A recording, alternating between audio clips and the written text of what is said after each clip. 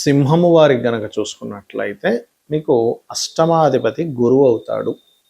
So అష్టమంలో ఆయుష్యం ఉంటుంది, అదృష్టము ఉంటుంది, ఆకస్మిక లాభాలు ఉంటాయి, నష్టాలు ఉంటాయి. అయితే మీకు అష్టమాధిపతి గురువు శుభుడే, పంచమ అష్టమాధిపత్యం రావడం వల్ల. అయితే ఒక్కొక్కసారి ఈ శుభుడు పాప ఫలితాలు కూడా ఇస్తాడు, ఈ పాపి శుభ ఫలితాలు కూడా ఇస్తాడు. ఒక్కోసారి కొంత ఎవరికైనా అష్టమాధిపతి పాప అయితే అది మీకు ఎటువంటి ఫలితాలు ఇస్తాడు, ఎటువంటి విషయాల్లో జాగ్రత్తగా ఉండాలనే విషయాలు చెప్తుంది నేనైనప్పటికీ చెప్పిస్తుంది సాక్షాత్ లలిత అమ్మవారిగా భావిస్తూ ఆ లలితాంబిక అమ్మవారి యొక్క అనుగ్రహం మీకు పరిపూర్ణంగా కలగాలని మనస్ఫూర్తిగా కోరుకుంటూ ఇక్కడ ఈ గురువు అష్టమాధిపతి అయినందుకు చెప్పాలంటే గురువు అనుగ్రహం చక్కగా కలిగేటువంటి యోగం. ఎక్కడా గురువు కనుక మీకు పాడవ్వకపోతే గుర్తుపెట్టుకోండి, పాయింట్ నెంబర్ 1. ఇక రెండవది ఏంటంటే గురువు అయినందుకు సంతానానికి మంచి విద్యాయోగం ఇస్తాడు. గురువు పాడవకపోతే, నేను చెప్పేది పాడితే కాదండి, గురువు చాలా నీట్గా ఉన్నాడండి మా జన్మజాతకంలో, మంచి విద్యాయోగం సంతానానికి, సింహలగ్నంలో పుట్టినటువంటి వారికి. అదేవిధంగా గురువుల యొక్క అనుగ్రహం చక్కగా కలుగుతుంది, అందులో ఎటువంటి సందేహం లేదు. అదేవిధంగా మరొకటి ఏంటంటే ఇక్కడ కొన్ని మంత్ర సాధనల్లో రహస్యమైనటువంటి మంత్రాలు కూడా వీళ్ళకి అందుతాయి. కానీ ఇదే గురువు గనక పాడయ్యాడు అనుకోండి, మంచి గురువులు దొరకకపోవడం, గురువుల వల్లే ఇబ్బంది పడ్డం, ఎవరో గురువుని నమ్మి వెళ్ళామండి, ఆయనంతా ఖర్చు పెట్టించేశాడు, బోల్డర్ లక్షలు ఖర్చు పెట్టించేశాడు, నేను చాలా ఇబ్బంది పడ్డామంటారు. ఏది మీ లగ్నానికి గురువు గనక పాడైతే. ఎందుకంటే అదృష్టం అనేటువంటిది మనకు కనబడకుండా ఉండేది అదృష్టం అంటాం, అందుకే దాన్ని అష్టమ స్థానంలో చూడాలి. కాబట్టి మీరు మంత్ర సాధన ద్వారా అదృష్టాన్ని పొందగలుగుతారు. పంచమాధిపత్యము అష్టమాధిపత్యం వచ్చింది కాబట్టి. సో మంత్రం చేయడం ద్వారా, ఒక దేవతా మంత్రం తీసుకున్నారు, అమ్మవారికి తీసుకున్నారు, లలిత తీసుకున్నారు, ఖచ్చితంగా ఫలితం వస్తుంది. దత్తాత్రేయుడు ఆరాధన చేయడం, ఎందుకంటే పంచమాధిపతి గురువు కదా దత్తాత్రేయుడు, దక్షిణామూర్తి యొక్క ఆరాధన చేయడం వల్ల ఖచ్చితంగా 100% అదృష్టం అనేటువంటిది కలుగు తీరుతుంది, అందులో ఎటువంటి సందేహము లేదు. ఇక అదే విధంగా ఇక్కడ గమనించినట్లయితే ఈ అదృష్ట కారకుడు పాడయ్యాడు అనుకోండి, షేర్ మార్కెట్ల వల్ల ఇబ్బంది, స్నేహితుల వల్ల ఇబ్బంది, ప్రేమ వ్యవహారం వల్ల ఇబ్బంది, ధర్మబద్ధంగా లేనటువంటి స్నేహితుల వల్ల ఇబ్బంది. అంటే స్నేహితుడు ధర్మబద్ధంగా లేకపోవడం వల్ల ఏదో రూట్ చూపించేదో, ఈ దీనిలో పెడితే బోల్డని డబ్బులు వస్తాయి, ఆకస్మికంగా డబ్బులు వస్తాయి, ఇవాళ రేపు మనం చూస్తూ ఉంటాం, లక్షిస్తే మీకు ప్రతి నెల 30,000 ఇస్తాం, 40,000 ఇస్తామని. ఎలా వస్తాయంటే వాళ్ళు ఏదో 100 లాజిక్లు చెప్తారు, మనం నమ్మి నిజం అనుకొని డబ్బులు ఇస్తాం, వాటికి ఎటువంటి రాతకోతలు కానీ ఏమీ ఉండవు. అలాగా స్నేహితుల వల్ల, పరిచయాల వల్ల, ప్రేమించిన వాళ్ళ వల్ల, సంతానం మూలంగా ఒక్కోసారి గురువు కనుక పాడైతే సంతానం ఏదో ఒక ఇది పెడదామంటాడు, అంటే ఏంటి ఒక ఆఫీసర్ ఏదో, దాని ద్వారా నష్టపోతుంటాడు. అప్పుడు మనం ఏం చేయాలి అంటే శనగలు దానంగా ఇవ్వడం. గురువు ఏ గ్రహం ద్వారా పాడయ్యాడు, సర్వసాధారణంగా రాహు శనితో పాడవుతూ ఉంటాడు.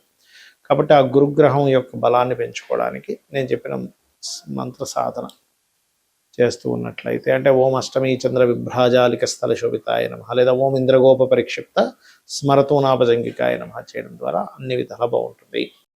ఇక్కడ ఒక్కొక్క లగ్నానికి అష్టమాధిపతి శుభుడైతే కొన్ని లగ్నాలకు అష్టమాధిపతి పాపవుతాడు. ముందుగా తీసుకుంటే కనుక మేషానికి శుభుడవుతాడు, కానీ వృషభానికి పాపవుతాడు. ఎందుకంటే లగ్నాధిపతి శుక్రుడైతే అష్టమాధిపతి గురువు, అంటే లగ్న అష్టమాధిపతులు వ్యతిరేక వాళ్ళైతే పాపులు అవుతారు. సింపుల్గా చెప్పాలంటే ఈయనేమో శుక్రుడేమో మనకి దేవతలకి గురువు, గురువేమో రాక్షసులకు గురువు శుక్రుడు, గురువేమో దేవతలకు గురువు, కాబట్టి అది వ్యతిరేక ఫలితాలు.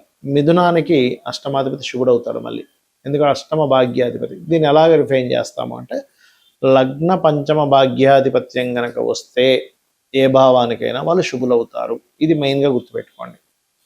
సో మిథునానికి అష్టమాధిపతి శుభుడు, కర్కాటకానికి పాపి, సింహానికి శుభుడవుతాడు, కన్యకి పాపి అవుతాడు, ఎందుకంటే కన్యా లగ్నానికి బుధుడు లగ్నాధిపతి అయితే అష్టమాధిపతి కుజుడు, తులా లగ్నానికి లగ్న అష్టమాధిపతి శుక్రుడు శుభుడే అవుతాడు.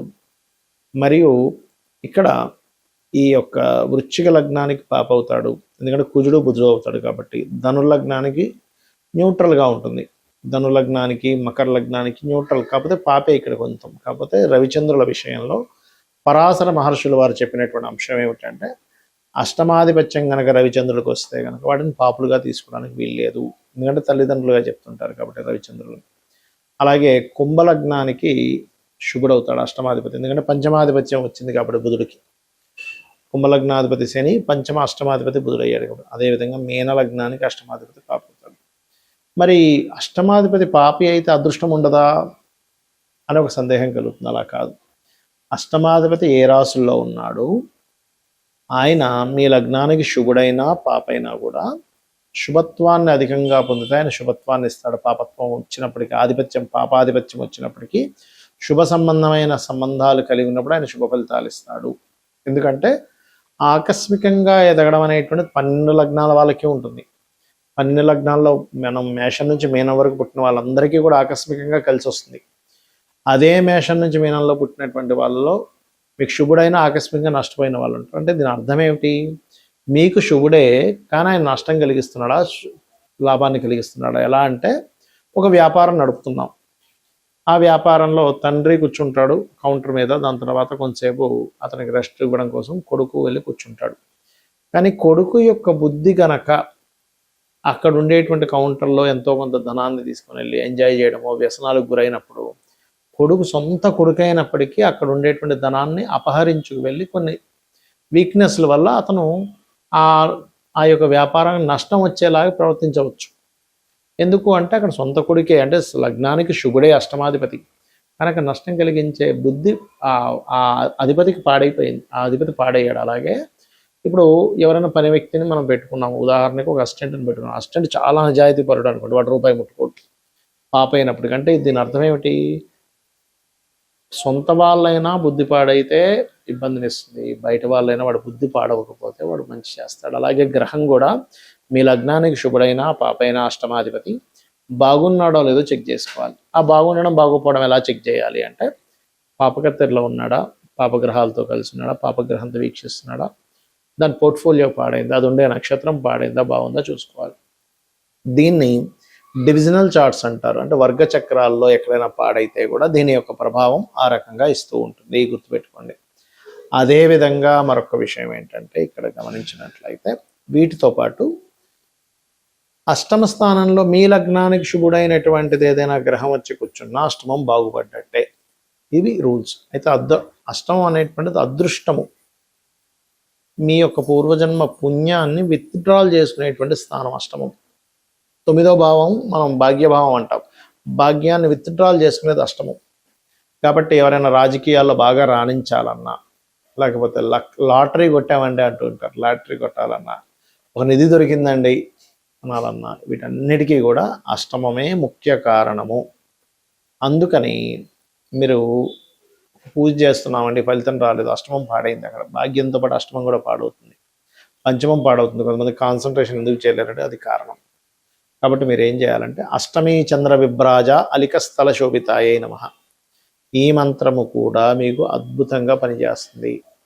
అదృష్టం అనేది లేకపోతే ఎలా ఉంటుందంటే దగ్గర దాకా వెళ్ళి మిస్ అవుతుంది. చూడండి, కొన్ని మనం సినిమాల్లో చూస్తూ ఉంటాం, సినిమా హీరోల్లో కూడా చూడండి, ఏ బ్యాక్గ్రౌండ్ లేదండి కానీ వచ్చేసి హిట్ అయిపోయి పెద్ద హీరో అయిపోయాడండి అంటూ ఉంటాం. పెద్ద బ్యాక్గ్రౌండ్ ఉంది, తండ్రి చిన్నాన్నలు అందరూ డైరెక్టర్లు ప్రొడ్యూసర్లు ఉండి కూడా సక్సెస్ అవ్వలేకపోతుంటారు. దాన్ని అదృష్టం అంటాం. అసలు ఎప్పుడూ కొననటువంటి వ్యక్తి ఎప్పుడూ లాటరీ కొంటే టక్కన వాడికి కలిసి వస్తుంది. అసలు ఎప్పుడు నేను వెళ్తా అనుకోలేదండి గవర్నమెంట్ జాబ్లోకి, ఫ్రెండ్ ఏదో సరదాగా వెళ్ళాడు, ఫ్రెండ్తో పాటు నేను ఏదో సరదాగా అప్లికేషన్ పెట్టాను, గవర్నమెంట్ జాబ్ వచ్చేసింది అంటాడు. అలా కాకుండా మరి కొంతమంది కొన్ని సంవత్సరాల తరబడి పాపం ఎంతో కష్టపడితే కానీ రాదు కొంతమందికి, దీన్నే అదృష్టం అంటారు. ఆ అదృష్టం అనేది పంచమ లాభ భాగ్యాలతో పాటు అష్టమ స్థానం కూడా సంబంధం కలిగి ఉంటుంది, బికాజ్ ఆఫ్ పూర్వజన్మ పుణ్యం విత్డ్రాల్ ప్లేస్ కాబట్టి నేను ఇందాక చెప్పినటువంటి ఓం అష్టమి చంద్ర విభ్రాజాలిక స్థల శోభితాయ మహామంత్రం చేసుకోవడము. మరి కొంతమందికి ఇప్పుడు మనం చెప్పుకున్నాం ఏది నిధులు దొరుకుతుంటాయి ఎలాగా అంటే పూర్వజన్మల్లో వాళ్ళు ఒక ఊరంతా ఏదో ఇబ్బందులో పడితే వాడి దగ్గర ఉన్నది మొత్తం సర్వస్వం కూడా దానం చేసిన వాడి వ్యక్తి అయి ఉంటాడు. లెక్క కట్టకుండా ఇప్పుడు నేను ఈ దానం చేస్తే నాకేంటి లాభము అని చెప్పి లాభాపేక్ష చూసుకోకుండా అవతల వాళ్ళు ఇబ్బందుల్లో ఉన్నారు కదా, ఆ ఇబ్బందుల్లో ఉండేటువంటి వారికి ఏదో ఒకటి సహాయం చేయాలనే భావనతో చేయడం అనేటువంటిదే మీకు అక్కడ ఫలితం ఇస్తుంది. ఇది పాటించండి, ఖచ్చితంగా మీరు అదృష్టాన్ని పొందుతారు. శ్రీమాత్రే నమః.